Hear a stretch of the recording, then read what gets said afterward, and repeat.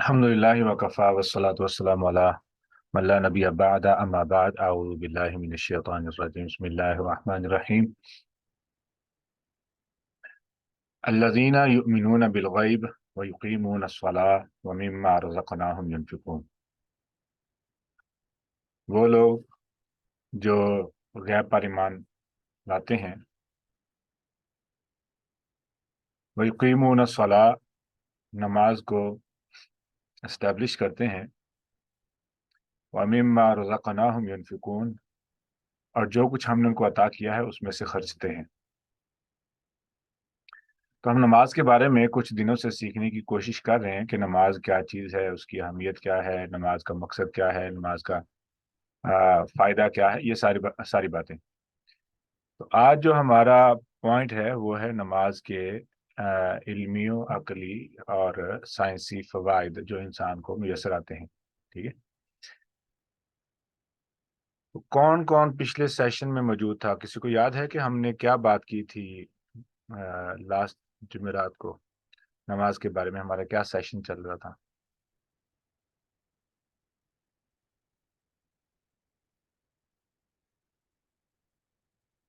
मेरी आवाज़ सबको ठीक आ रही है? जी सर, आ रही है। अल्हम्दुलिल्लाह। जी, तो कुछ याद है कि हमारी नमाज के बारे में क्या गुफ्तगू हो रही थी पीछे? जी सर, हमने ये पढ़ा था पहले कि नमाज को जमात के साथ पढ़ना क्यों ज़रूरी है और उसके कुछ फ़ायदे भी हमने देखे थे। फायदे बताएं तो ताकि सर, नमाज के जमात के साथ पढ़ने से इंसान के अंदर इत्तेहाद, आजिज़ी पैदा होती है, इनकिसारी पैदा होती है।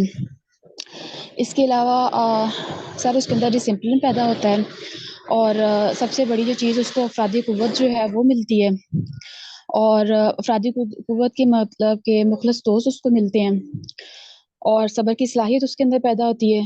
ख़ामोशी से बैठ के नसीहत को सुनने की एबिलिटी उसके अंदर पैदा होती है और उसकी इस्लाह जो है वो वहाँ पर होती है। इसके अलावा सर जमात जो है वो उससे नमाज़ पढ़ने से इंसान की जो ईगो है वो भी ख़त्म हो जाती है और ज़िम्मेदारी का एहसास भी उसके अंदर पैदा होता है और ख़ामोशी से बैठ के नसीहत को सुनना जो है और उसके ऊपर अमल करना, उसको कबूल करना, वो भी उसके अंदर पैदा होता है। माशाल्लाह, ठीक हो गया। लीडरशिप को कबूल करना, ये भी इसके अंदर इंसान के अंदर ये सलाहियत पैदा होती है। ठीक है। नहीं तो इंसान बहुत ज़्यादा जो है ना वो क्या नाम है सरकश होता है, तो उसको ऑर्डर पसंद नहीं होते। तो ये एक फितरती तकादा है, तो उस फितरती तकादा जो है ना ये इंसान को बहुत ज़्यादा नुकसान पहुंचा सकता है। अगर इंसान ना लीडरशिप जानता हो, ना लीडरशिप की इताअत करना जानता हो, इंसान अपना बहुत बड़ा नुकसान कर सकता है। ठीक है। और इस्लाम में तो जमात की तो बहुत ज़्यादा अहमियत है। मैंने यहाँ पे जमात से नमाज की तरफ बाद में आते हैं, पहले जमात को समझ लें। रसूलुल्लाह सल्लल्लाहु अलैहि वसल्लम ने फरमाया कि जमात के ऊपर अल्लाह का हाथ है। जमात के ऊपर अल्लाह का हाथ है। और जो कोई बंदा जमात से अलग हो गया, गोया कि वो ऐसे ही शैतान का शिकार होगा जैसे कि एक भेड़ अपने रेवड़ से, अपने ग्रुप से अलग हो जाए तो उस पे जो है ना भेड़िए का जो है ना वो हमला करना आसान हो जाता है। तो जमात की बहुत ज़्यादा अहमियत है। सवाल ये है कि जमात किसे कहते हैं?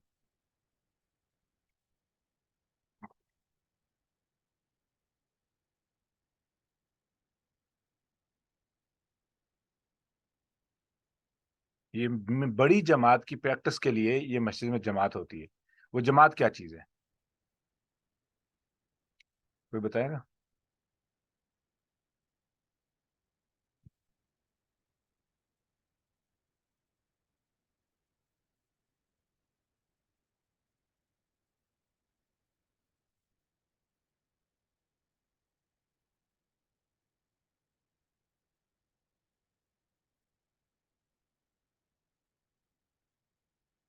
आवाज़ आ रही है मेरी सबको?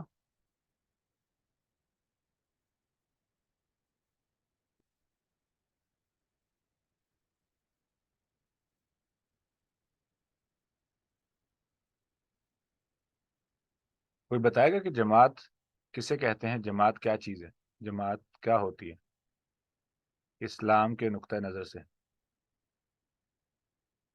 जी बताएं। अगर انمیوٹ کر کے بتانا چاہیں، میسج کرنا چاہیں تو میسج کر دیں جی. اچھا، یہ جماعت کسے کہتے ہیں؟ گیدرنگ. اوکے. اسلام کے نقطہ نظر سے کمیونٹی. اوکے. معاشرہ. اور اس کے علاوہ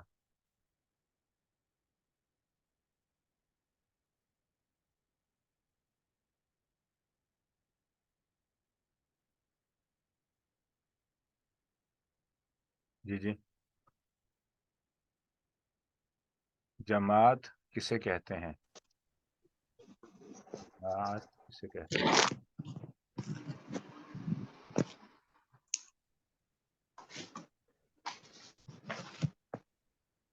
جی. سننے کی عادت. سر نیک لوگوں کا گروپ یا ہم خیال لوگوں کا گروپ؟ ٹھیک ہو گیا، ٹھیک ہو گیا. سارا cluster of people get together for a mission to bring people close to Allah subhanahu wa ta'ala. ہاں that's very good. ٹھیک ہو گیا. ہاں آپ کا بھی پوائنٹ ٹھیک ہے. اچھا، جماعت جو پوائنٹ سمجھنا وہ یہ ہے، رسول اللہ صلی اللہ علیہ وآلہ وسلم نے مکہ میں جو پہلے 13 سال گزارے ہیں نا، اس میں جماعت بنائیے. جماعت جماعت کیا چیز ہے؟ جماعت یہ ہے کہ آپ کے مشن کو سمجھے، آپ کے مشن میں آپ کا ساتھ دینے کے لیے وہ کسی بھی حد تک جانے کے لیے تیار ہو. آپ کے مشن کو سمجھیں، آپ کے مشن میں آپ کا ساتھ دیں، آپ کے مشن میں آپ کا ساتھ دیں. دوسرا، صرف ساتھ ہی نہ دیں، آپ کا مکمل طور پہ تعاون کریں، آپ کی حفاظت کریں. تعاون کریں، حفاظت کریں. ٹھیک ہے. اچھا، اب ساتھ دینا، تعاون کرنا، ٹھیک ہے، یا جس طریقے سے بھی ممکن ہو وہ آپ کے ساتھ کھڑے ہوں. لیکن جو اہم چیز ہے وہ یہ ہے کہ جماعت کا ایک جو اہم ترین نقطہ ہے کہ اگلے کے دکھ کا شریک بن جانا، یہ بھی جماعت کا حصہ ہے. خود غرض بندہ نہ ہو، ایک دوسرے کے دکھ کا اپنی جان سے بڑھ کر احساس کرنا، یہ بھی جماعت کا حصہ ہے. مجھے بتائیں ایک مثال کے ذریعے کہ رسول اللہ صلی اللہ علیہ وسلم نے جب مکہ کے اندر دعوت کا کام شروع کیا، جو صحابہ کرام اسلام قبول کر رہے ہیں، وہ ایک دوسرے پہ جان کیوں نچھاور کر رہے ہیں؟ وہ ایک دوسرے کے لیے بہت زیادہ عزیز کیوں ہیں؟ وہ ایک دوسرے سے اتنا زیادہ پیار کیوں کرتے ہیں؟ کیوں وہ رسول اللہ صلی اللہ علیہ وسلم کے مشن پہ جان دینے کے لیے تیار ہو گئے؟ کیوں وہ رسول اللہ صلی اللہ علیہ وسلم کے دعوت کا حصہ بن گئے؟ رسول اللہ صلی اللہ علیہ وسلم کی دعوت سے عشرہ مبشرہ میں سے 3 لوگ مسلمان ہیں. ابو بکر صدیق رضی اللہ تعالیٰ عنہ کی دعوت سے 7 لوگ مسلمان ہیں. مطلب کیا ہوا؟ مطلب یہ نہیں ہوا کہ ابو بکر صدیق رضی اللہ تعالیٰ عنہ نے زیادہ دعوت دی. نہیں، وہ رسول اللہ صلی اللہ علیہ وسلم کی ٹیم کے بہترین اور ایکٹیو ممبر تھے. ٹھیک ہے. اور رسول اللہ صلی اللہ علیہ وسلم کے صرف یہیں پہ نہیں کہ وہ دعوت دینے والے تھے، بلکہ ایک باڈی گارڈ بھی تھے. یہ ہے جماعت، یہ ہے دراصل اصل جماعت. تو اس میں جماعت کے اندر اطاعت امیر کے ساتھ ساتھ امیر کا جو مشن ہے اس کو پورا کرنا، اس کو آگے تک پہنچانا. اس کے بعد ایک دوسرے کے ساتھ یکجاں ہو جانا، یہ اصل جماعت ہے. اب میرا یہ سوال ہے کہ کیا ہم کسی جماعت کا حصہ ہیں؟ اچھا، پھر چونکہ یکجاں ہو جانا، ایک دوسرے کے کام آنا، ایک دوسرے کے دکھ درد میں شریک ہونا، اور ایک دوسرے کے دکھ کو اپنا دکھ سمجھنا، اور جماعت کو جو بھی ضرورت پیش آئے، خواہ وہ مالی ہو، افرادی ہو، جانی ہو، کچھ بھی ہو، وہ آپ دینے کے لیے تیار ہوں. کیا آپ کہہ سکتے ہیں کہ آپ کسی ایسی جماعت کا حصہ ہیں جو اس مشن کے ذریعے کام کر رہی ہو، اور آپ اس جماعت کے ساتھ منسلک ہیں؟ ٹھیک ہے. اور آپ اس جماعت کے لیے کچھ کر رہے ہیں؟ کوئی ایسی جماعت ہے پاکستان میں؟ حالانکہ یہ لازمی ہے کہ ہم جماعت کا حصہ ہوں، یہ لازمی ہے ہم جماعت کا حصہ ہوں. لیکن سوال یہ کہ وہ کون سی ایسی جماعت ہے جس کا آپ حصہ ہیں اور وہ اس طریقے سے کام کر رہی ہے؟ کوئی بتائے گا؟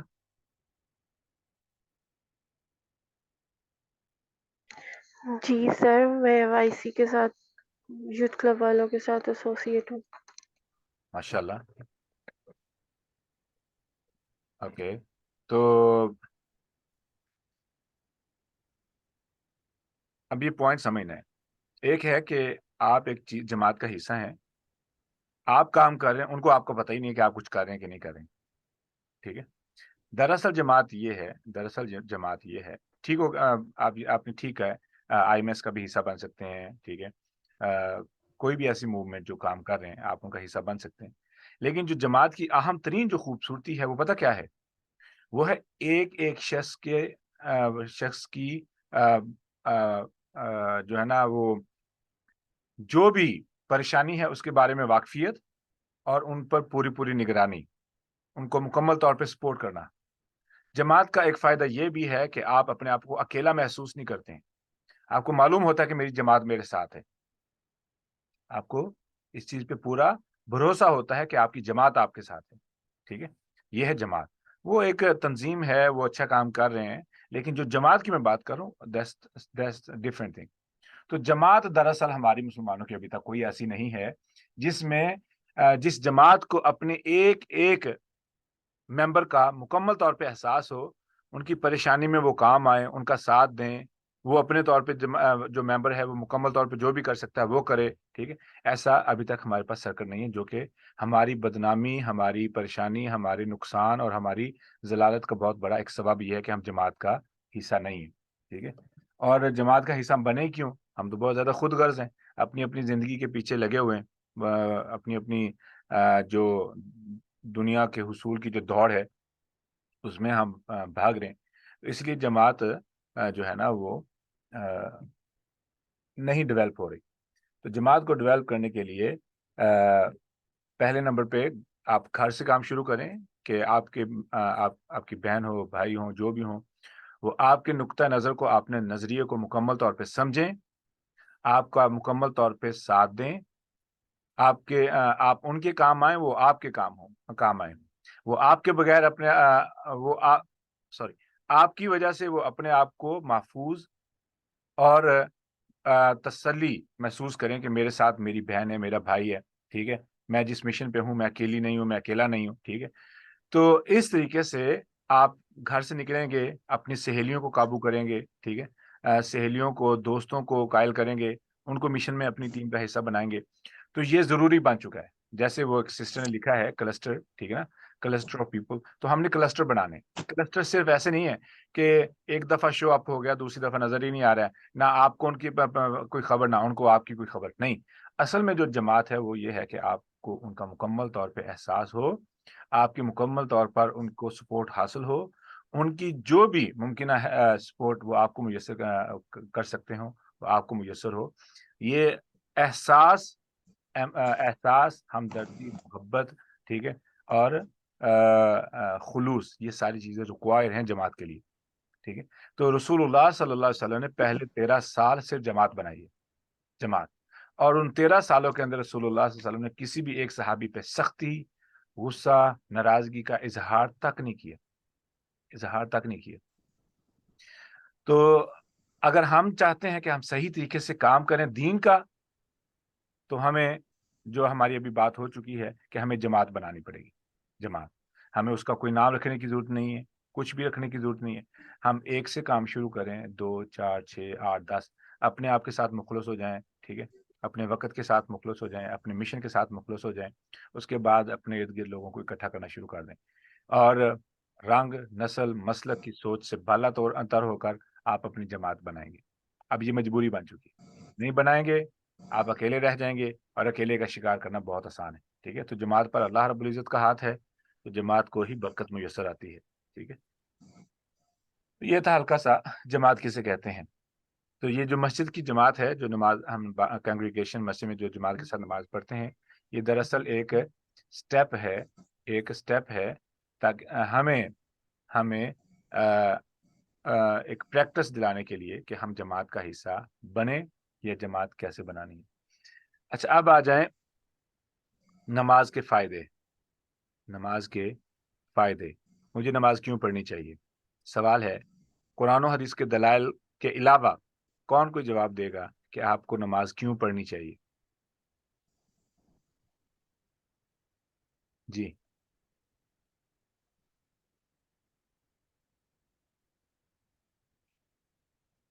لفظ کیوں ہے، کیوں پڑھنی چاہیے نماز؟ سر ایک جو پوائنٹ میرے مائنڈ میں ہے وہ یہ ہے کہ آپ کو وقت کی جو مطلب ایک ٹائم مینجمنٹ سی آپ کو آ جاتی ہے. آپ اپنے مطلب ظاہر ہے آپ نے 5 وقت نماز پڑھنی ہے تو پھر آپ اس کے سارے اپنے کام بھی اس کے اکارڈنگ سیٹ کر لیتے ہیں کہ میرا تاکہ ٹائم ڈسٹرب نہ ہو نماز کا اس کی وجہ سے. تو ایک یہ چیز آتی ہے. کیا آتا ہے؟ ڈسپلن آتا ہے، رائٹ؟ جی اوکے، نمبر 8 ٹائم مینجمنٹ اور ڈسپلن. Time management. ماشاء اللہ، ماشاء اللہ. جی اس کے علاوہ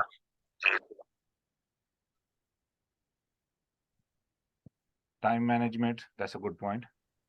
ہاں سر. ڈسپلن. وعلیکم السلام. جی سدھا. ہاں سر، نماز اللہ تعالیٰ کی یاد کے لیے پڑھنی چاہیے. اللہ تعالیٰ نے فرمایا بھی ہے کہ نماز میری یاد کے لیے قائم کرو. تو کوئی شک نہیں ہے، لیکن ایسا بچہ جس کا آپ کے ساتھ ابھی تک تعلق ہی نہیں بلڈ ہوا ہے، تو ہم اس کو کون سے فائدے بتائیں گے؟ ایک ایسا انسان جو غیر مسلمان ہے، اس کا اس کو اسپرچل لائف کا اندازہ ہی نہیں ہے، تو ہم اس کو کیسے بتائیں گے کہ ہمارے نماز کے ہمیں کیا فائدے ہیں؟ اور یہ نہیں ہے کہ انسان کو صرف اخروی فائدے حاصل ہوتے ہیں، اسپرچولی فائدے تو کنفرم ہے نا، وہ تو ہمارا شک ہے ہی نہیں. That is not over like point.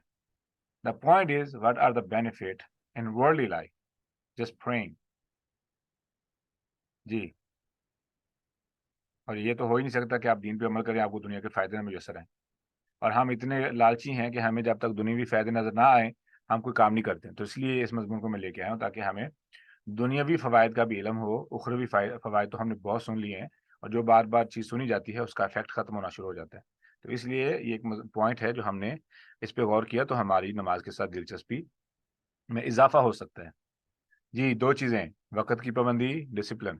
اس کے علاوہ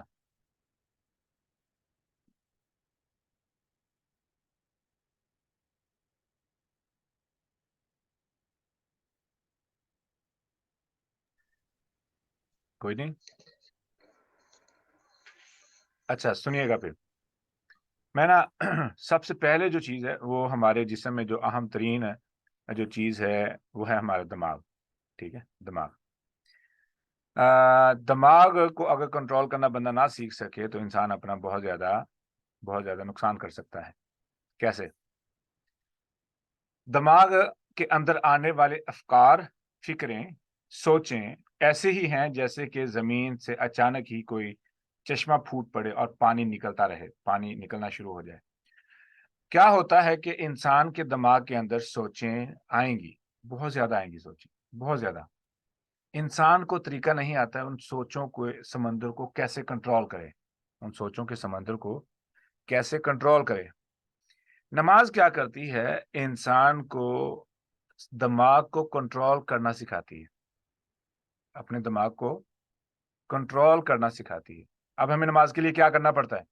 کوئی بتائے گا نماز کے لیے کیا کرنا پڑتا ہے جو ہماری دماغ کے اندر سوچوں کا جو سمندر ہے اس کو کنٹرول کرنے کے لیے کام آئے؟ جی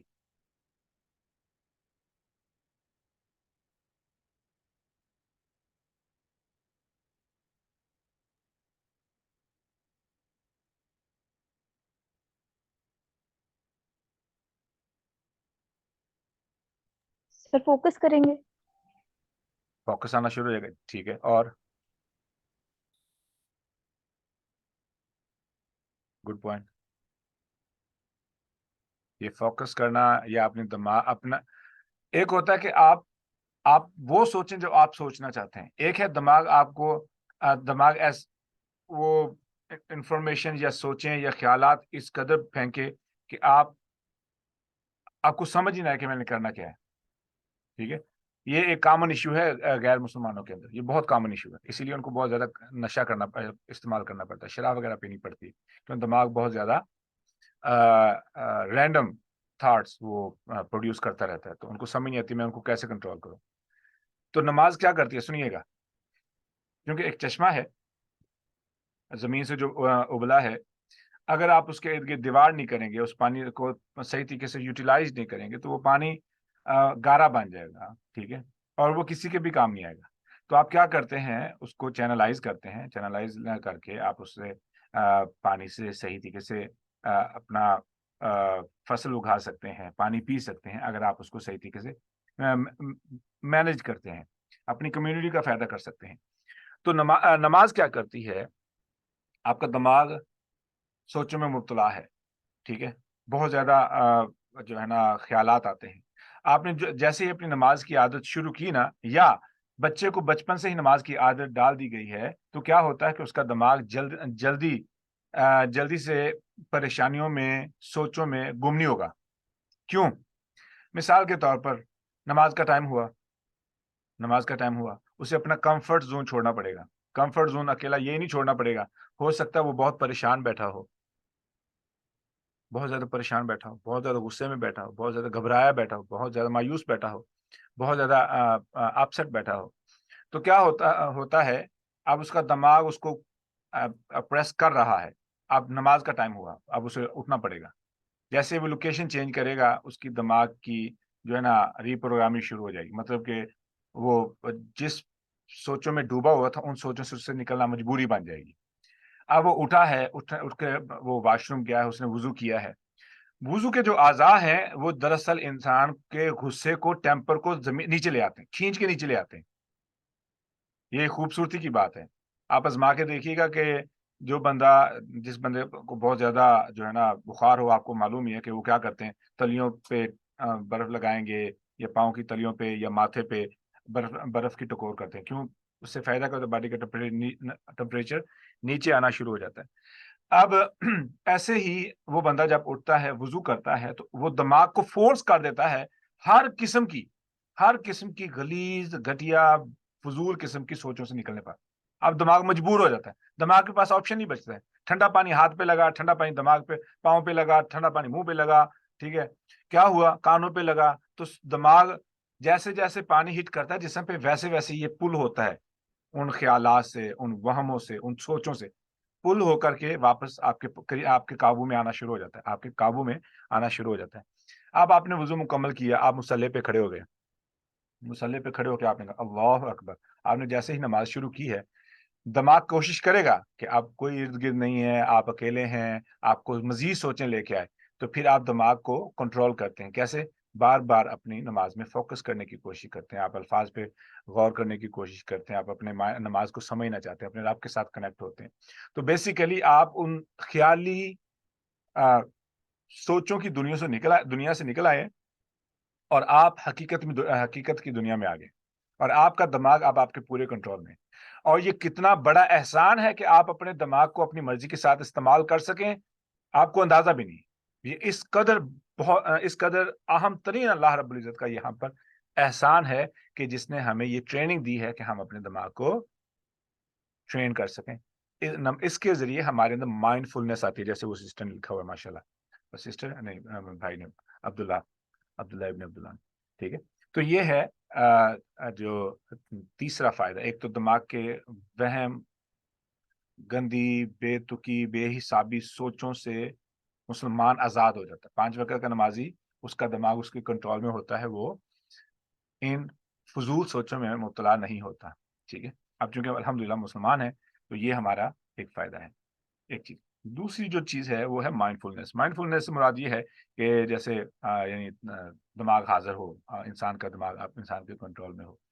اس کے بعد تیسری جو چیز ہے، ہو سکتا ہے میں دنیا کے کاروبار میں اتنا پھنسا ہوا ہوں، دنیاوی جو ہے نا، میں پرسوں میں ایک دوست سے بات کر رہا تھا، انہوں نے یہ مجھے بات بتائی، تو میں حیران رہ گیا۔ میں نے کہا کہ میرا تو یہ مضمون تھا اور آپ میری ہیلپ کر رہے ہیں اس مضمون میں۔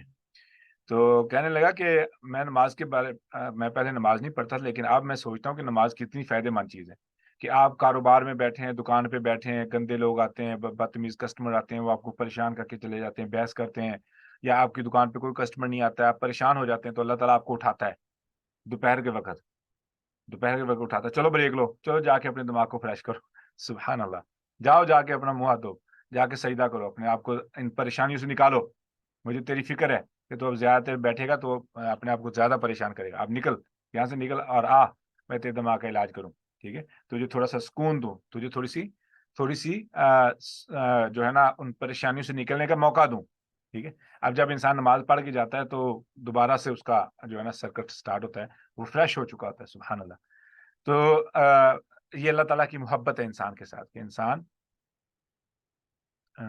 بریک اسٹیٹ آف مائنڈ, ہاں جی ٹھیک ہو گیا, has break state of mind, ٹھیک ہو گیا. اور یہ جو نماز ہے بیسیکلی یہ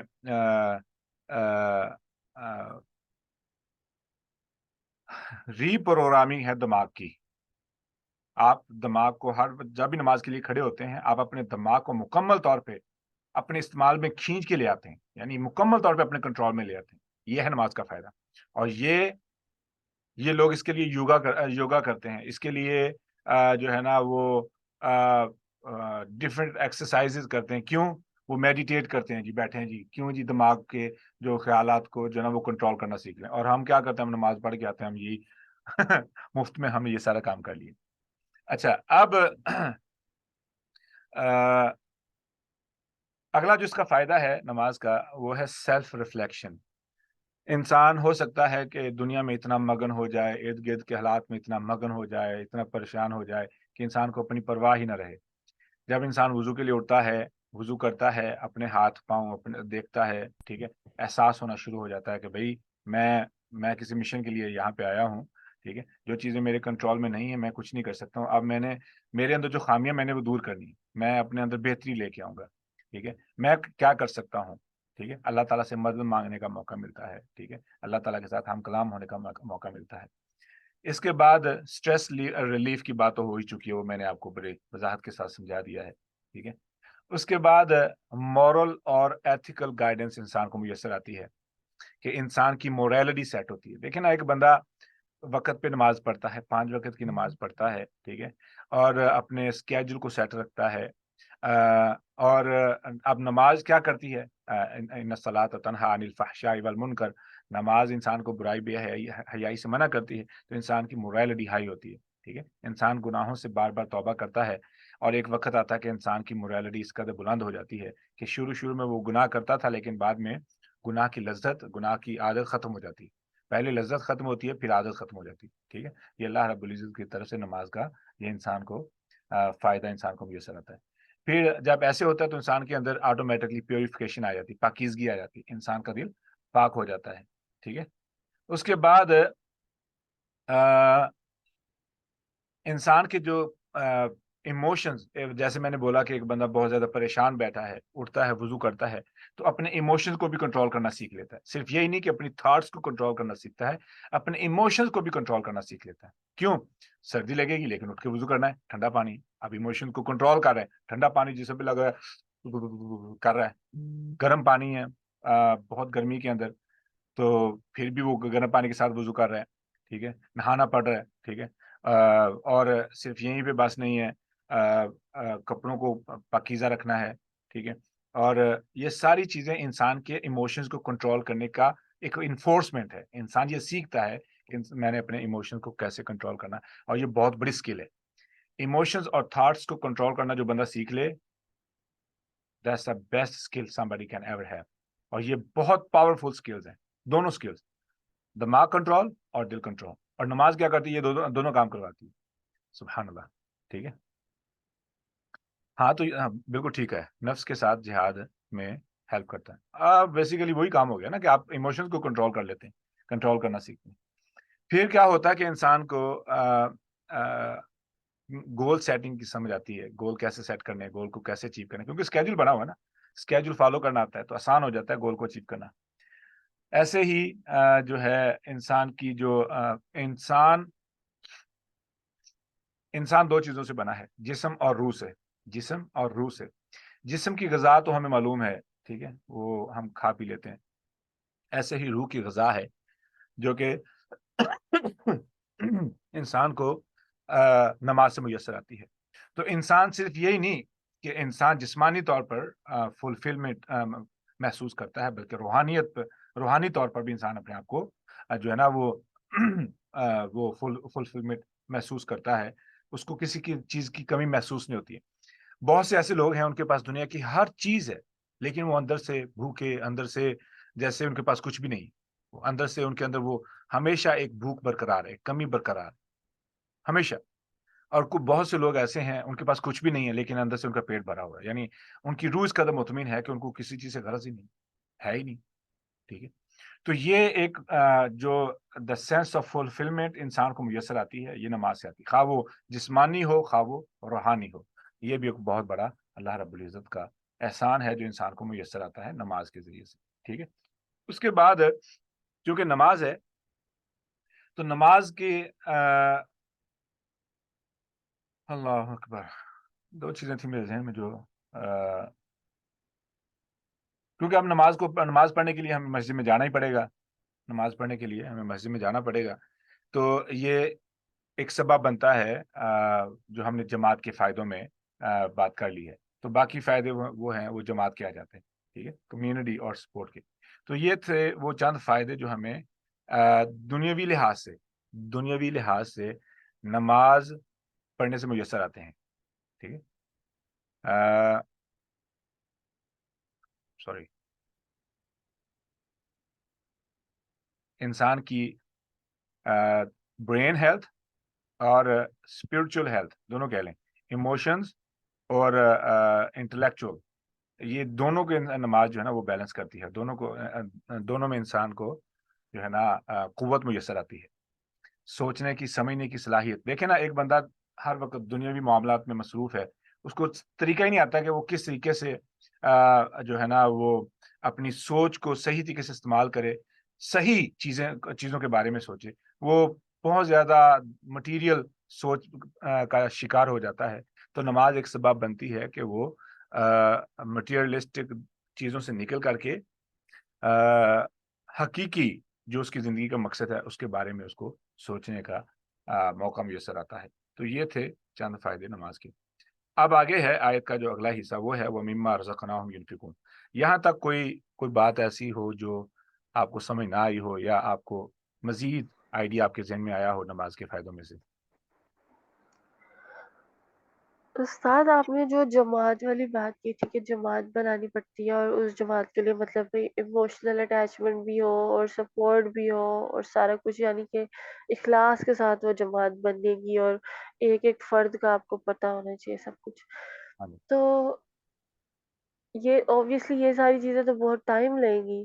مطلب آپ لوگوں کو ڈھونڈیں گے، پہلے تو آپ خود کو مخلص کریں گے نا لوگوں کے ساتھ کہ آپ نے نیک نیتی سے سب کچھ کرنا ہے، اپنے اندر کوئی مطلب نہیں لے کے آنا، کوئی غرض. کیونکہ میں نے دیکھا مطلب ہم چھوٹا سا بھی کسی کے لیے کچھ کر لیں تو وہ ہمیں بس اس کا ریٹرن فٹافٹ چاہیے ہوتا ہے کہ اب اس نے میرے لیے ایسا کیوں نہیں کیا، میں تو دیکھو اس کے ساتھ ایسے کرتے ہوں تو یہ میرے ساتھ ہمیشہ ایسے کرتا ہے. تو مطلب یہ ساری چیزیں پہلے ہمیں اپنے اندر سے نکالنے میں اتنا ٹائم لگے گا، پھر اس طرح کے لوگ بنانے میں. تو یہ اصل میں مطلب کیا رسول اللہ صلی اللہ علیہ وسلم نے 13 سال اسی کام میں صرف کیے.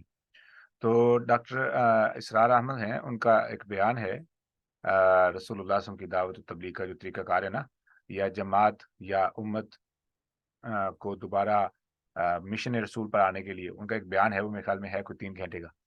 تو انہوں نے بڑے اہم پوائنٹس بیان کیے ہیں، جن میں سے سب سے پہلا پوائنٹ یہ ہے کہ آپ نے جب بھی دعوت کا صحیح طریقے سے رسول اللہ صلی اللہ علیہ وسلم کے اسوہ حسنہ کے مطابق کام کرنا ہے تو آپ کے لیے ضروری ہے کہ آپ جماعت بنائیں. تو جماعت بنانے کا مطلب یہ ہے، مطلب یہ نہیں کہ آپ الگ سے جھنڈا، الگ سے گروپ، الگ سے نام، ہر کچھ تجویز کریں، کچھ بھی ضروری نہیں. ٹھیک ہے. سماکم المسلمین، ہم مسلمان ہیں، بس مسلمان لفظ کافی ہے. ٹھیک ہے. کسی مسلک کا، کسی بھی سوچ کا جھنڈا بنانے کی یا بڑی معذرت یا کچھ بھی ایسا کام کرنے کی جس کے ذریعے ایک انتشار کا سبب پیدا ہو سکے یا ایسا انتشار کی جو ہے نا ہوا یا محسوس بھی ہو سکے، ایسا کوئی کام نہیں کرنا. تو جماعت کیا ہے؟ آپ 10 لوگ ہو سکتے ہیں، 20 لوگ ہو سکتے ہیں، 3 لوگ بھی ہو سکتے ہیں، 50 لوگ بھی ہو سکتے ہیں. ہوتا کیا ہے، جب آپ کا نظریہ کلیئر ہو، آپ کی سوچ کلیئر ہو اور آپ نے اپنے نظریے میں جو خلوص ہے وہ لوگوں کے دلوں تک اثر کر چکا ہو، تو پھر آپ کو اللہ رب العزت ڈھونڈ کے لوگ دیں گے. جیسے کہ ساحل بھائی ہیں، انہوں نے کام شروع کیا، ان کے گروپ میں جو لوگ آئے ہیں، اب آپ خود کو اندازہ ہے کہ کس قدر قابل لوگ ان کے گروپ میں آ چکے ہیں، ان کی ٹیم میں آ چکے ہیں. ٹھیک ہے. تو ہوتا کیا ہے کہ ہم اسی معاملے میں فیل ہیں، ہماری مساجد بھی اسی معاملے میں فیل ہیں کہ امام صاحب جماعت کرواتے کرواتے جماعت کو ختم کر جاتے ہیں، جماعت کرواتے کرواتے جماعت ختم کر جاتے ہیں. That's a damage. That's a big time damage. ہونا کیا چاہیے کہ ہمیں جماعت بنانے کے لیے پہلے نمبر پہ اپنا مشن ڈیفائن کرنا ہوگا، ٹھیک ہے، اور مشن ڈیفائن کرنے کے بعد ہمیں محبت پیار سے گھر سے کام شروع کرنا ہوگا، جیسے کہ رسول اللہ صلی اللہ علیہ وسلم نے سب سے پہلے سیدہ خدیجہ رضی اللہ تعالیٰ عنہا کو دعوت دی تھی.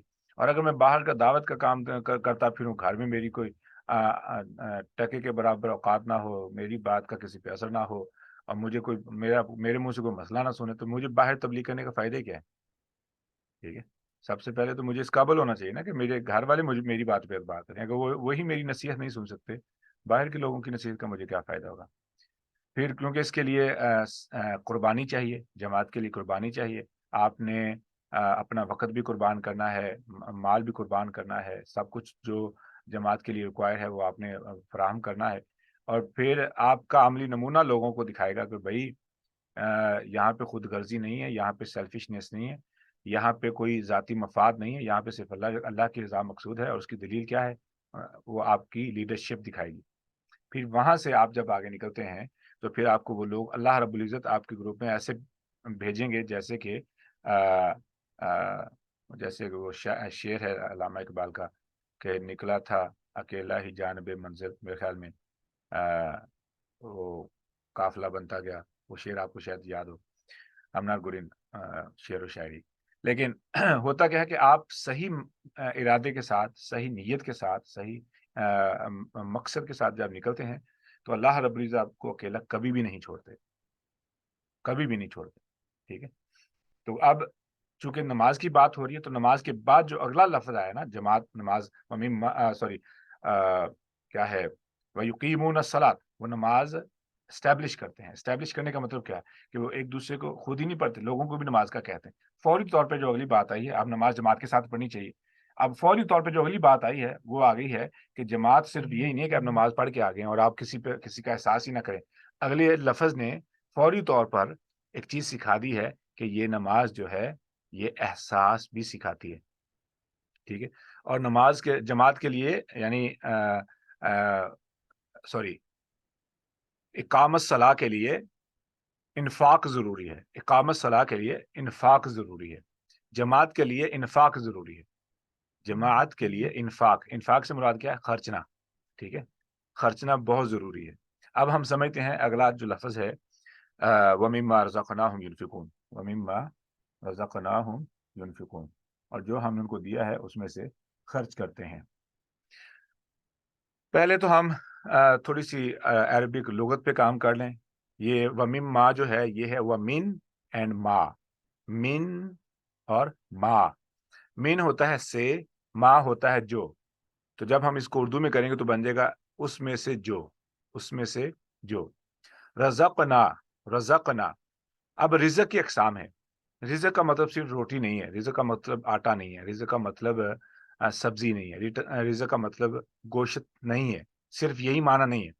رزق کا مطلب یہ ہے کہ ہر وہ چیز جو آپ کی سروائیول کے لیے ضروری ہے، آپ کی سروائیول کے لیے ضروری ہے، وہ رزق ہے.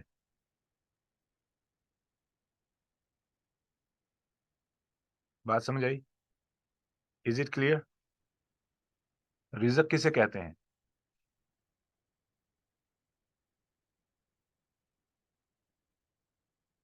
جی، من ما. ٹھیک ہے جی، ٹھیک ہے. آپ نے سر رزق جیسے صرف وہ پیسہ نہیں ہے، آپ کی صحت بھی رزق ہے، آپ کا وقت بھی رزق ہے، ایسے صلاحیت، اس میں ساری چیزیں رزق کے اندر ہے. علم بھی رزق ہے، صلاحیت بھی رزق ہے، سماعت بھی رزق ہے، عقل بھی رزق ہے. ٹھیک ہے، جذبات بھی رزق ہیں. ہر چیز، وہ چیز جو انسان کے لیے ضروری ہے وہ رزق ہے. اچھا، اب سوال یہ ہے کہ میں دیکھ سکتا ہوں تو میں اللہ کے لیے نگاہ کیسے خرچ کروں؟ مجھے خرچنا پڑے گی. میں سن سکتا ہوں، میں اپنے لیے اپنی سماعت کو کیسے خرچ کروں؟ یہ مجھے خرچنا پڑے گا. میں دیکھ سکتا ہوں، اور میں بول سکتا ہوں. اب مجھے بولنے کی اللہ تعالیٰ نے صلاحیت دی ہے، جیسے کہ مارکیٹنگ کرنے والے لوگ ہوتے ہیں. تو مارکیٹنگ مجھے کرنی آتی ہے تو میں لوگوں کو قائل کر سکتا ہوں. تو میں پھر بولنے کی صلاحیت کو کیسے استعمال کروں گا؟ اس کا صدقہ کیسے کروں گا؟ ٹھیک ہے. پھر ایسے ہی آپ کی کھڑے ہونے کی صلاحیت ہے، یہ بھی اللہ تعالیٰ کا احسان ہے، اس میں بھی آپ نے خرچنا ہے. آپ کی بیٹھنے کی صلاحیت ہے، آپ نے وہ بھی خرچنی ہے. آپ کی جو ہے نا آپ کے اندر چلنے کی طاقت ہے، آپ نے وہ بھی استعمال کرنی ہے، وہ اس میں سے بھی صدقہ کرنا ہے. آپ کی ہر ایک ایک چیز جو آپ اس دنیا میں استعمال کر کے زندگی گزار رہے ہیں، وہ رزق ہے، اور اس میں سے آپ کے لیے خرچ کرنا لازمی ہے. صبح و شام کے جو اذکار ہیں نا، ان میں ایک دعا ہے، وہ دعا اتنی پاورفل ہے، جو بندہ صبح پڑھ لے تو گویا کہ اس نے اپنی ہر وہ چیز جس میں سے صدقہ کرنا چاہیے تھا اس نے کر دیا. اور اگر وہ شام کو پڑھ لے تو گویا کہ جو اس کو شام کو صدقہ کرنا چاہیے تھا اس میں سے ہر چیز میں سے گویا کہ اس نے صدقہ کر دیا. ٹھیک ہے، سوری، شکر ادا کر لیا، وہ شکر کے لیے. اللہم ما اصبح بی من نعمت او باحد من خلقک فمنک وحدک لا شریک لک. ٹھیک ہے، تو یہ شکر کے لیے، یعنی ہمیں اللہ تعالیٰ کی ہر نعمت کا شکر ادا کرنا چاہیے. اب بات ہے خرچنے کی. میں نے تھوڑا مانا یہ دعا میں نے سمجھ لی کہ یہ شاید خرچنے کے لیے، لیکن یہ شکر کے لیے. شکر بھی ضروری ہے ہمارے لیے اور خرچنا بھی ضروری ہے. اور شکر کی ایک علامت یہ ہے کہ آپ اس چیز کو ویسے خرچیں جیسے کہ اس کا حق ہے. یہ شکر کی ایک علامت ہے، یاد رکھ لینا. شکر یہ بھی ہے کہ آپ منہ سے کہیں الحمدللہ، دل سے تسلیم کریں الحمدللہ، یہ بھی شکر ہے. اور اس کے علاوہ جو تیسری قسم ہے وہ یہ ہے کہ آپ اس نعمت کو ویسے ہی استعمال کریں، جیسے کہ اس کو استعمال کرنا چاہیے. یہ بھی شکر ہے. ٹھیک ہے، یہ بھی ایک شکر کی قسم ہے. اب ہم چلتے ہیں کہ میں صدقہ کیسے کروں، اپنی ہر نعمت میں سے جو اللہ تعالیٰ نے مجھے عطا کی ہے کیسے خرچ. تو اب مجھے کیا کرنا پڑے گا، اپنی نظر کو کچھ دیر کے لیے قرآن پڑھنے پر، حدیث پڑھنے پر، ٹھیک ہے، کوئی نئی چیز سیکھنے کے لیے استعمال کرنے پر، جو مجھے استعمال کرنا پڑے گا. اپنی سماعت کو بھی ایسے استعمال کرنا پڑے گا، اپنی کھڑے ہونے کی صلاحیت کو قیام کے لیے، بیٹھنے کی صلاحیت کو تشہد کے لیے، ٹھیک ہے، چلنے کی صلاحیت کو مسجد کے لیے یا دعوت و تبلیغ کے لیے. Excuse me. ہر وہ نعمت جو اللہ تعالیٰ نے مجھے عطا کی ہے اس میں سے خرچنا ہے. اب مجھے شاید لگے کہ میں اگر کسی کو آٹا گوندنا سکھاؤں گی تو مجھے نیکی نہیں ملے گی. یہ بھی نیکی ہے، یہ بھی صدقہ ہے. کسی کو موٹر سائیکل چلانا سکھانا یہ بھی صدقہ ہے، صدقہ جاریہ ہے. گاڑی چلانا سکھانا یہ بھی صدقہ جاریہ ہے. ٹھیک ہے، کسی کو کمپیوٹر کی پروگرامنگ سکھانا اس نیت سے کہ اس بندے کا روزگار بن جائے، وہ بھی صدقہ جاریہ ہے، وہ بھی صدقہ جاریہ ہے. اگر ہم ہر عمل کے پیچھے جو ہم نے عام روٹین میں کرنا ہی ہے، خواہ وہ صبح کا ناشتہ بچوں کے لیے ہو، خواہ وہ میاں کے کپڑے استری کرنے ہو، ٹھیک ہے، یا میاں نے کام پہ جانا ہو، میاں نے ناشتہ کرنا ہو، میاں نے جو بھی ذمہ داریاں ہیں، اگر ہم ان تمام ذمہ داریوں کو اللہ کی رضا کے لیے کرنا شروع کر دیں تو وہ تمام ذمہ داریاں آپ کے صدقہ بن جائیں گی. وہ تمام ذمہ داریاں آپ کی صدقہ بن جائیں. کام تو کر رہے ہیں، کیوں نہ آپ اس کام کو اللہ کی رضا کے لیے کرنا شروع کر دیں. خواہ وہ جاب ہو، خواہ وہ پکانا ہو، خواہ وہ کھلانا ہو، خواہ وہ کھانا ہو، خواہ وہ سونا ہو، ٹھیک ہے، خواہ وہ سلانا ہو، جو بھی کرنا ہو اس کے پیچھے آپ کیا کریں، نیت اپنی صدقہ بنا لیں کہ یہ اللہ کی رضا کے لیے ہو رہا ہے. تو آپ نے جو ہے نا اس کو صدقہ بنا لیا. وَمِمَّا رَزَقْنَاهُمْ يُنْفِقُونَ. یہ بڑی برائڈر ٹرم ہے. جو بھی ہم نے ان کو دیا ہے، رزقنا، ہم نے ان کو دیا ہے، ينفقون، وہ خرچ کرتے ہیں. ينفقون اس کو خرچتے ہیں، کہتے تو پھر ایک خاص چیز ہو جاتی. ينفقون کہہ کے بات ختم کر دی. ينفقون، وہ خرچتے ہیں. اب یہ بات ہو گئی کہ اگر اللہ تعالیٰ فرماتے وَمِمَّا رَزَقْنَاهُمْ يُنْفِقُونَ عَلَىٰ، وہ خرچتے ہیں کس پر؟ مسلمانوں پر. عَلَى الْمُسْلِمِينَ، نہیں. عَلَى الْكَافِرِينَ، نہیں. ٹھیک ہے. عَلَى الْأَنْعَامِ، چوپایوں پر، نہیں. ٹھیک ہے. اللہ رب العزت نے کسی بھی قسم کی کوئی پابندی نہیں لگائی، وہ خرچتے ہیں. اب آپ کے سامنے کوئی غریب آ جائے، امیر آ جائے، چھوٹا آ جائے، بڑا آ جائے، کسی بھی رنگ کا آ جائے، کسی بھی قوم کا آ جائے، کسی بھی خاندان کا آئے، جب اس کو آپ کی ضرورت ہو آپ اس کی ضرورت پوری کر دیں. آپ نے اس آیت پہ عمل کر لیا. جو بھی آپ کسی کا مالی طور پر، ٹھیک ہے، ان کی روحانی طور پر، علمی طور پر، کسی بھی طور پر آپ نے ان کی مدد کی ہے، آپ نے ان پہ کچھ خرچ کیا ہے اپنی صلاحیتوں میں سے، آپ نے اس آیت پہ عمل کر لی. اس کا مطلب یہ ہوا کہ مجھے تو پابندی دی نہیں اللہ تعالیٰ نے, مجھے کوئی قید دی نہیں ہے, میرے لیے تو دروازے کھلے ہوئے ہیں, میں کسی پہ بھی خرچ کروں مجھے ثواب ملے گا, کسی پر بھی خرچ کروں مجھے اجر ملے گا. ٹھیک ہے, تو یہ تھی. اب لفظ جو ہے نا ینفقون, یہ لفظ بڑا پیارا ہے. یہ لفظ جو ہے نا وہ یہ انفاقہ ینفق جو ہے نا, یہ لفظ آتا ہے انفاقہ مطلب معنی افتقر الرجل, what that mean کہ اتنا خرچنا کہ فقیر ہو جانا. یہ ہے اصل معنی انفاق کا. اتنا خرچنا کہ آپ کے پاس کچھ بچے ہی نہ, یعنی اپنے علم میں جو کچھ بھی ہے سب نچھاور کر دو, دولت ہے سب نچھاور کر دو. بہت مشکل ہوگا, پھنس گئے. یہ ہے لفظ انفاقہ. دراصل اس کا جو حقیقی معنی ہے, خرچتے رہو یہاں تک کہ فقیر ہو جاؤ.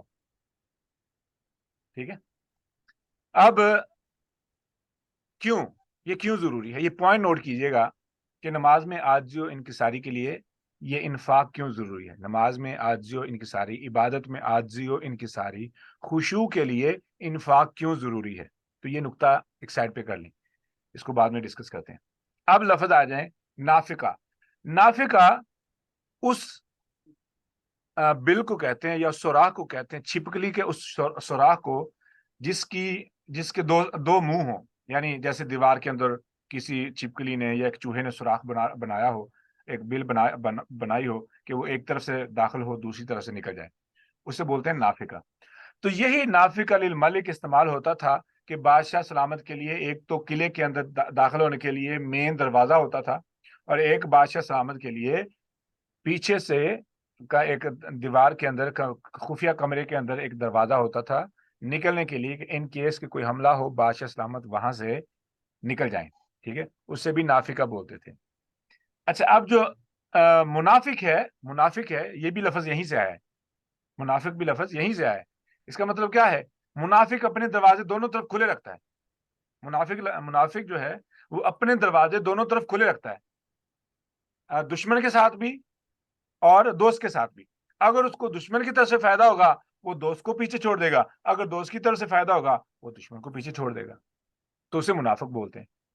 اچھا, اب سبحان اللہ, اس لفظ کی جو خوبصورتی ہے وہ یہ ہے کہ لفظ کے انتخاب کے پیچھے جو حکمت ہے, آپ اس دنیا میں خرچ کریں گے ملے گا کہاں پہ,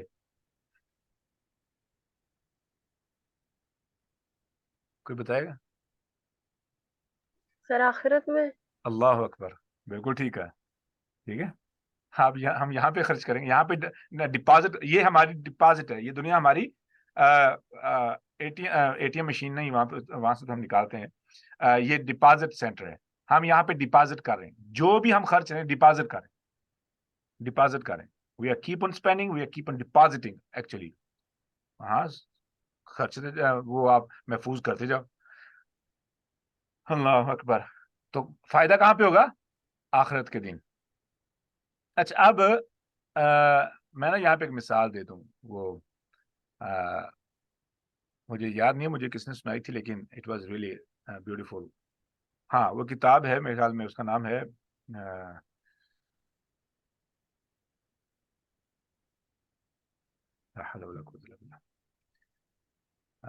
وہ نام بھی فلیش کر دیا. وہاں پہ نا اب مجھے وہ واقعہ I'm trying to remember the name at the same time. خیر, اس نے یہ کہاوت لکھی ہے کتاب کے اندر کہ نا ایک ملک کے اندر یہ ایک قانون تھا کہ جو بادشاہ اپنی 2 سال کی ٹرم پوری کرے گا اس کو ملک سے بدر کر. وہ جزیرہ نما ایک علاقہ تھا کہ جس کے ارد گرد صرف پانی ہے, صرف پانی. ٹھیک ہے, تو قانون یہ تھا کہ جو بھی بندہ بادشاہ بنے گا اس کے لیے ٹائم ہوتا تھا 2 سال یا 4 سال. اب 2 سال یا 4 سال کے بعد اس کو کیا کرنا پڑتا کہ اس کو فوری طور پر وہ ملک چھوڑنا پڑتا, وہ علاقہ چھوڑنا پڑتا. اب جس نے بھی علاقہ چھوڑا وہ واپس نہیں آ سکتا تھا, یعنی اپنے ملک میں واپس نہیں آ سکتا, اپنے اس علاقے میں واپس نہیں آ سکتے ہیں.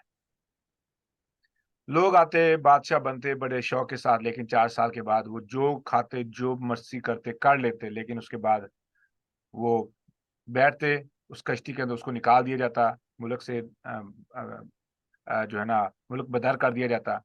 اب وہ شخص کہاں پہ گیا ہے، کہاں مرا ہے، کوئی پتہ نہیں. اب اس شخص کی باری آئی کہ جب اس کو بادشاہت ملی، اس نے ان 4 سالوں میں کیا کیا. پہلے دن ہی اس نے کچھ لوگ ڈھونڈے اور انہیں کہا کہ آپ کشتی لو اور ایک قریب میں کوئی جزیرہ ڈھونڈ کے آؤ، قریب میں کوئی دیکھ کے آؤ کہ کہاں پہ رہا جا سکتا ہے.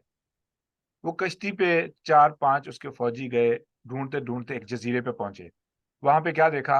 ان تمام بادشاہوں کی ہڈیاں جو وہاں سے نکلے وہاں پہ پہنچے، کیونکہ خالی ہاتھ گئے تھے. خالی ہاتھ واپس آیا کہ انہوں نے بادشاہ کو بتایا کہ ہم نے ایک جزیرہ ڈھونڈ لیا ہے جو کہ اتنے فاصلے پہ ہے، وہاں پہ جتنے بادشاہ تھے وہ سب، ان کی سب کی ہڈیاں موجود ہیں. تو جی حکم کیا ہے؟ انہوں نے کہا کہ ایسے کرو، آج سے آپ لوگوں نے کچھ جو ہے نا وہ ماہر لوگ ڈھونڈ کے لانے ہیں. اور اس نے کیا کیا؟ اس نے جتنے بھی بادشاہ پہلے گزرے تھے انہوں نے عیاشی کی، اس نے عیاشی نہیں کی. اس نے کیا کیا؟ اس نے اپنی بادشاہت کے دوران اپنی جتنی الاؤنسز تھے، جتنی تنخواہ تھی، جو بھی اس کو جو وظیفہ ملتا تھا، اس نے سارے کا سارا وظیفہ ان ملازمین کے ذریعے وہاں پہ جا کے اپنے لیے رہائش کا انتظام کیا. اچھا، پہلے کیا ہوتا تھا کہ جب بھی وہ ٹرم پوری ہوتی، بادشاہ کو کشتی پہ بٹھایا جاتا تو بادشاہ مرنے کے لیے جو ہے نا وہ تیار ہوتا ہے کہ مجھے نہ جانے دو، مجھے اپنے ہاتھ سے مار دو، لیکن میں چھوڑ نہیں سکتا ہوں. لیکن قانون تھا، یعنی وہ ڈیسپریٹ ہوتے کہ مجھے ٹاؤن سے نہ نکالا جائے. اب اس بندے کی جب ٹرم پوری ہوئی تو یہ بڑا خوش ہے، بہت خوش ہے. لوگوں نے بڑے حیران ہے کہ ہوا کیا ہے، کہ یہ کیوں اتنا خوش ہے. جب اسے پوچھا گیا کہ تم اتنے کیوں خوش ہو، اس نے کہا کہ میں ان 4 سالوں میں نے یہاں پہ عیاشی نہیں کی، لیکن میں نے آگے جس گھر میں جا کے رہنا ہے مجھے اس کی خوشی ہے، میں نے جا کے دیکھنا ہے وہ کیسا بنا ہے. میں نہیں جا سکا دیکھنے کے لیے، لیکن اب میں جا کے دیکھ سکتا ہوں اور مجھے ایکسائٹمنٹ ہے کہ میرا گھر کیسا ہوگا. اور ہی واز اسمارٹ انف. یہی معاملہ ہے ہمارے ساتھ. ہم اس دنیا میں ہیں، اب اگر ہم اسمارٹ انف ہیں تو ہم اخروی گھر کی تیاری شروع کر دیں گے. تو جب مرنے کا وقت قریب آئے گا تو موت کا ڈر مسلط نہیں ہوگا. اور اگر ہم نے آخرت کی تیاری نہ کی، آخرت کی پرواہ نہ کی، تو موت سے بڑھ کر خوفناک کوئی چیز نہیں. بھئی وہ شخص کیوں مرے جس نے اتنا کچھ جمع کر رکھا ہے؟ کیوں مرے؟ اس لذت والی زندگی جو اس نے انجوائے کر لی وہ کیسے چھوڑے؟ It's not possible. تو اس کے لیے ضروری ہے کہ وہ سب کچھ قربان کرنے کے لیے تیار ہوگا اگر اس کو زندگی ایکسٹینڈ ہو جائے، لمبی زندگی مل جائے، موت نہ آئے. اللہ اکبر. اب رسول اللہ صلی اللہ علیہ وسلم نے فرمایا ما ناقصا مال من صدقہ، صدقہ کرنے سے مال کم نہیں ہوگا. سادہ اصول، صدقہ کرنے سے مال کم نہیں ہوگا. کیوں؟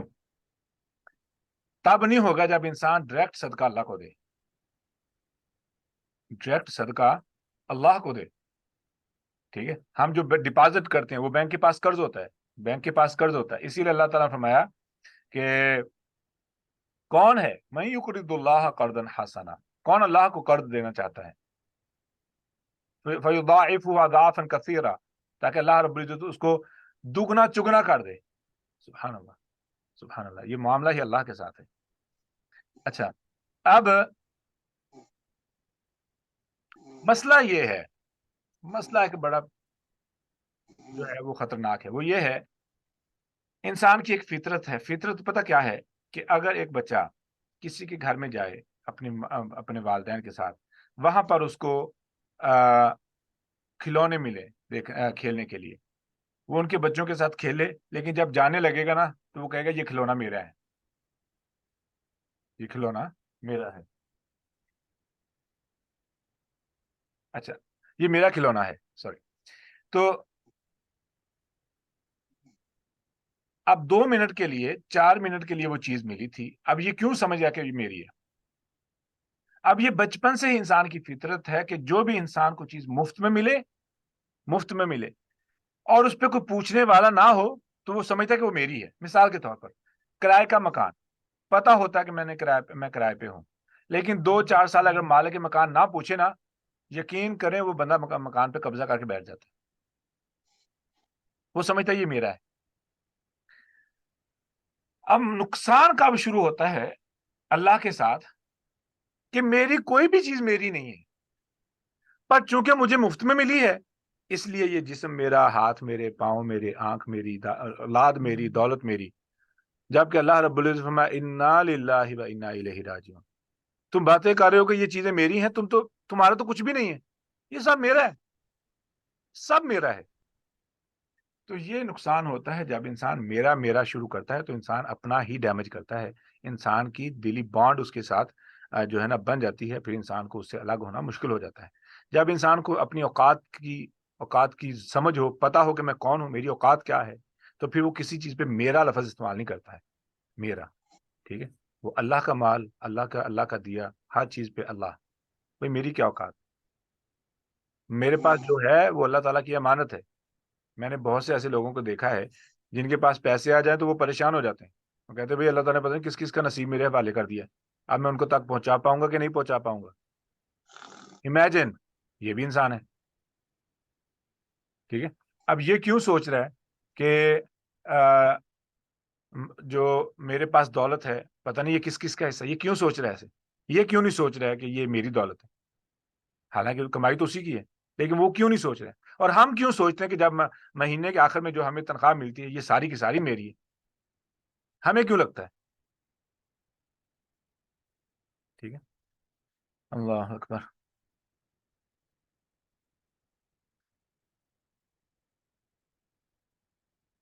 اچھا ایک اور چیز ہے، یہاں پہ ہونا چاہیے تھا وَمِمَّا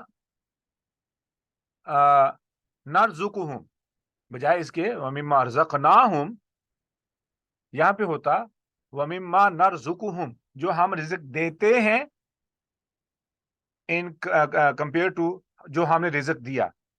کوئی بتائے گا کہ یہ فرق کیا ہے، اس فرق کا کیا فائدہ ہے یا کیا نقصان ہے؟ اگر اللہ رب العزت فرماتے کہ جو ہم ان کو رزق دیتے ہیں اس میں سے خرچتے ہیں، کمپیئر ٹو جو ہم نے ان کو دیا ہے اس میں سے خرچتے ہیں، کوئی بتائے گا اس کا کیا فرق ہے؟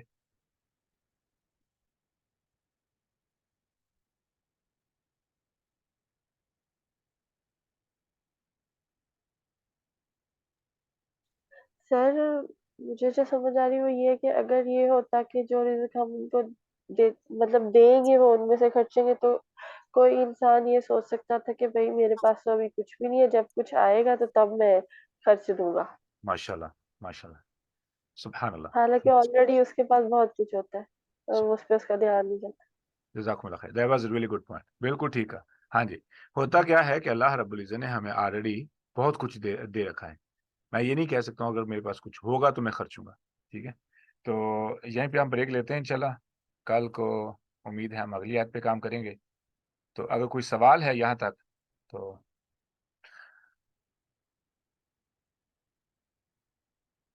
جی۔ سر نماز کے بارے میں پوچھنا تھا کہ نماز کے اندر خشوع و ذو کی جو کیفیت ہے اس میں مطلب یہی ہے کہ میں جو پڑھ رہی ہوں وہی میرا دماغ سوچ رہا ہو، اسی کو خشوع و ذو کی کیفیت کہیں گے، اور پوری نماز کے اندر یہ کنڈیشن رہے کہ اگر آپ جسٹ ایک رکعت ہی آپ نے اس طرح پوری پڑھ لی ہے تو آپ کی نماز قبول ہو جائے گی۔ اصل میں اٹس ریئلی گڈ پوائنٹ، ہونا یہ چاہیے کہ مجھے دماغ تو اور شیطان اور دماغ دونوں، ایک تو یاد رکھ لینا کہ شیطان اتنے وسوسے نہیں ڈالتا جتنا کہ دماغ خود سے وہ ٹرین ہوا ہوتا ہے، تو ہمیں دماغ کی اس عادت کو ری پروگرام کرنا ہوگا اور اس عادت کو ختم کرنا ہوگا کہ وہ نماز میں ہمیں مختلف یادیں یاد نہ آنے دے، ٹھیک ہے، ہمیں ہماری توجہ کو خراب نہ کرے۔ تو یہ ایک پریکٹس ہے، یہ ہو جاتا ہے، یہ مسئلہ حل ہو جاتا ہے، it's not a hard thing. یہ ہمیں صرف ایک ہفتے کی پریکٹس چاہیے اس معاملے میں، ہر نماز پہ consciously we control our self it's gonna take only 1 week, تو ہم نارمل ہو جائیں گے، پھر ہمیں نماز کے دوران خیالات آنا بند ہو جائیں گے۔ تو یہ دماغ ایک مسل ہے نا، دماغ ایک مسل ہے، تو جیسے میں اگر بائسیپس پہ کام کروں گا، بار بار ایکسرسائز کروں گا تو میرے بائسیپس بن جائیں گے، ٹانگوں پہ بار بار ایکسرسائز کروں میری ٹانگیں مضبوط ہو جائیں گی، سیم تھنگ دماغ بھی ایسی ہے، اور اگر میں بار بار پریکٹس کروں تو میں اپنے دماغ کو ری پروگرام کر سکتا ہوں، تو یہ مجھے نماز کے دوران ایسی چیزیں تنگ نہیں کریں گی، ایک چیز. دوسری چیز یہ ہے کہ جب تک ہمیں نہیں معلوم تب تک تو گنجائش بچ جاتی ہے، اسٹرگل کا ہمیں ثواب ملتا ہے، اللہ رب العزت ہمیں جانتے ہیں.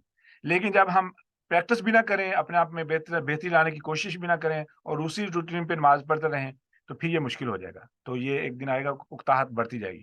اس کے لیے ہمیں کیا کرنا ہوگا، ہمیں جو ہے اپنی عادت فکس کرنی پڑے گی، اپنے دماغ کو اس عادت سے ہٹانا پڑے گا کہ نماز کے اندر ہمیں خشوع خضوع یا توجہ جو ہے اس کو ڈسٹریکشن سے روکا جائے. ٹھیک ہے. تو اس کے لیے نماز کے اندر جو خشوع ہے یہ ہے عاجزی، انکساری، خوف، اور جو آپ جملے بول رہے ہیں آپ سمجھ رہے ہیں اور آپ اللہ کے ساتھ ہم کلام ہیں. ٹھیک ہے. آپ کے ذہن میں ہے کہ آپ جو بات کر رہے ہیں آپ اللہ رب العزت سے کر رہے ہیں. ٹھیک ہے. تو یہ خشوع بھی ہے، یہی عاجزی ہے. ٹھیک ہے. تو بیسیکلی یہ ادب اور احترام کے تقاضوں میں سے بھی ایک تقاضا ہے. میرے ایک دوست ہیں، وہ نماز پڑھتے ہیں، وہ ایسے کھڑے ہوتے ہیں جھک کے، کہتے ہیں میں اللہ کے بارگاہ میں کیسے اکڑ کے کھڑا ہو سکتا ہوں. تو یہ بھی خشوع کی علامت ہے. It's good thing. تو do things that brings your عاجزی اور یہ آپ کی ہمبلنس انٹو پریئر. جو بھی ہمبلنس کی کیٹیگری میں آتا ہے اس کو کرنے کی کوشش کریں تو آپ کی نماز میں خشوع بڑھتا جائے گا. ٹھیک ہے. عاجزی بڑھتی جائے گی.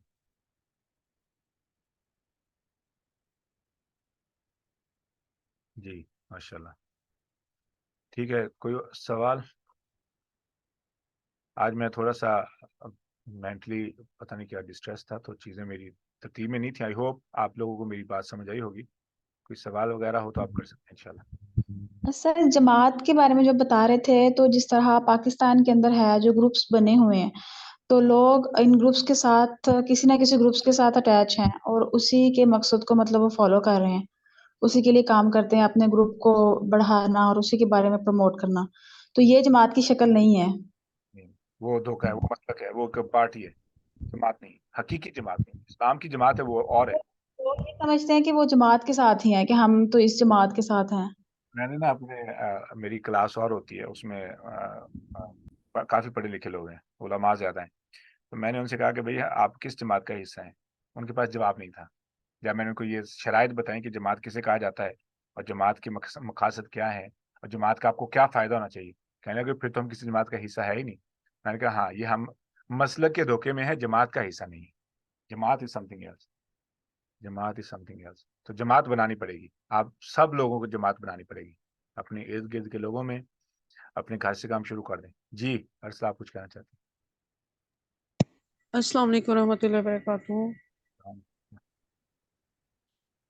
ہیں؟ سر میرا کوشچن یہ ہے، میں نے ڈاکٹر اسرار کو بھی سنا کہ ہماری نا بیعت ہونی چاہیے جماعت کے ساتھ، جیسے رسول اللہ صلی اللہ علیہ وسلم سے لوگ بیعت لیتے تھے، تو اس کے بغیر کوئی مسلم کا وجود نہیں ہے. مجھے یہ بات کبھی سمجھ نہیں آئی کیونکہ میں نے تو اتنی عمر ہو گئی ہے، مجھے تو نہیں پتا کہ ہماری کسی کے ساتھ بیعت ہے.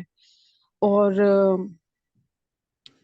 یہ اس چیز کو ہم کیسے سمجھ سکتے ہیں کہ ایک مسلم کیسے اس چیز کے بغیر سروائیو کر رہا ہے، یا آپ یوں کہہ لیں کہ اگر اس دور میں بھی اگر ہم نے کسی سے بیعت کرنی ہے تو وہ کون ہے جس کی ہم نے بیعت کرنی ہے؟ کیا جو رسول اللہ صلی اللہ علیہ وسلم کی ہم تعلیمات پہ عمل کرتے ہیں اس کو بیعت کہتے ہیں، یا بیعت باقاعدہ وہی ہے جو رسول اللہ صلی اللہ علیہ وسلم کے دور میں ہوتی تھی اور شاید اب بھی کہیں پہ ایگزسٹ کرتی ہے، جس میں ایک امیر کا تصور ہوتا ہے؟ اس کو تھوڑا سا کائنڈلی بتا دیں. جماعت کے بارے میں یہ ہماری بات کافی تفصیل سے ہو چکی ہے. رہی بات بیعت کی تو مجھے تھوڑا سا اس پہ کام کرنا پڑے گا. I have no answer right now کہ بیعت کرنی چاہیے کہ نہیں کرنی چاہیے، اور کرنی ہے تو کب کرنی ہے، کس کنڈیشن میں کرنی ہے، اور بیعت کیا چیز ہے اٹسیلف. ٹھیک ہے. بیعت کیا چیز ہے. تو جہاں تک بات ہے ہماری جماعت کے بارے میں، وہ میں نے ریکارڈنگ میں ریکارڈ کر دی ہے، وہ آپ سنیے گا. ٹھیک ہے. جماعت از ریلی امپورٹنٹ. لیکن میں آپ کے سوال کو انشاءاللہ کوشش کروں گا کل کور کروں انشاءاللہ. ٹھیک ہے سر. بیعت کے بارے میں باقی جماعت کی تفصیل تو میں نے پہلے کر دی. اور کوئی سوال؟ ٹھیک ہے انشاءاللہ. پھر سی یو ٹمارو. السلام علیکم ورحمۃ اللہ. سبحانک اللہم ربنا وبحمدک اشہد ان لا الہ الا انت استغفرک واتوب الیک.